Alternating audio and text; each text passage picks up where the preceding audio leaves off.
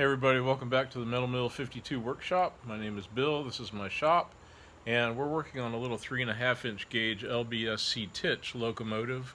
This episode is going to be pretty short, just about 5 minutes or so.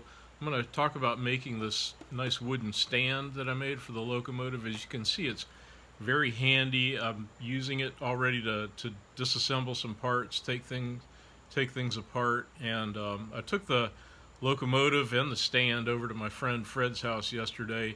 He's kind of my mentor. We went through and identified a bunch of things that I need to work on the troubleshooting, and as you can see, I've already started disassembling to start that process.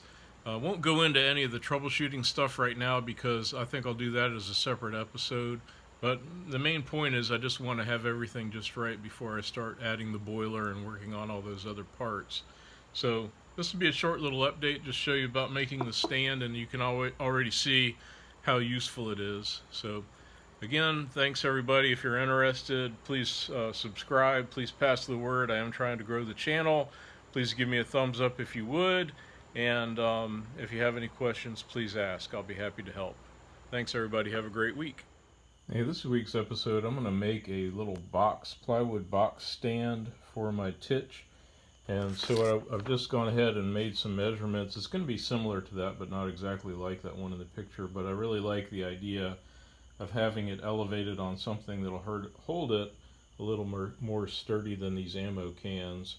But they provide a pretty good outline, pretty good usefulness for what I'm trying to do.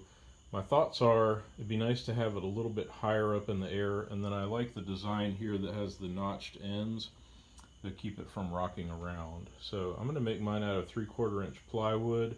I'll show you that in a minute, but I went ahead and took the idea, double checked some measurements on my TICH, sketched out a couple of ideas, and came up with a plan.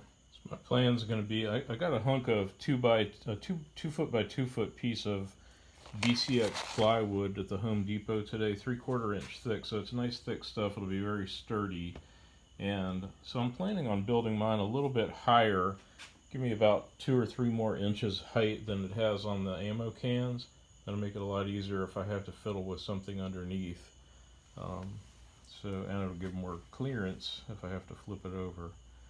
So that's kind of the general idea. I've laid it out, 13.5 inches long, a foot wide, and then the 2 end pieces. I decided to make them like this because I can drill the 2 1/2-inch holes on 4 1/4 inch centers, and they'll be then split the thing in half, and it'll be just right for the frame, the horns there. I'm outside. I've laid out my cuts. This is a piece of scrap that I'll use for the 2 little side rails. I'm going to cut those first because I've never used this little portable saw, but you can see I've laid out the 2 end pieces. I'll drill those 1/2-inch holes there, and then the rest of it is pretty much simple straight cuts, which I won't bore you with, but I will show the assembly and we'll see how it works. Okay, there we have the stand knocked out. Is total cost of $10 plus a little scrap wood, some glue, and some screws. I just got some water and wiped off my excess glue, so now I'm going to take it in. I'll put the TICH in there and let it dry, let the wood dry overnight. Here we have the TICH sitting in the new stand.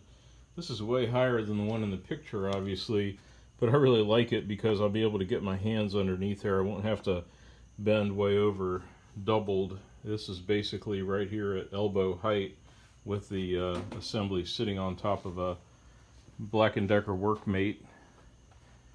If you're interested, this is a classic Workmate that I bought used off of Craigslist and rehabilitated it a little bit. I really like these things. I've got 2 of them, the original design Workmates. So here we go. I'm gonna let it sit on overnight just to set up. It's the I did notice that the sides, as tall as they are, they kind of bowed in a little bit, which actually gives it a nice snug hold grip basically, so the TICH isn't going anywhere. So really pleased with that.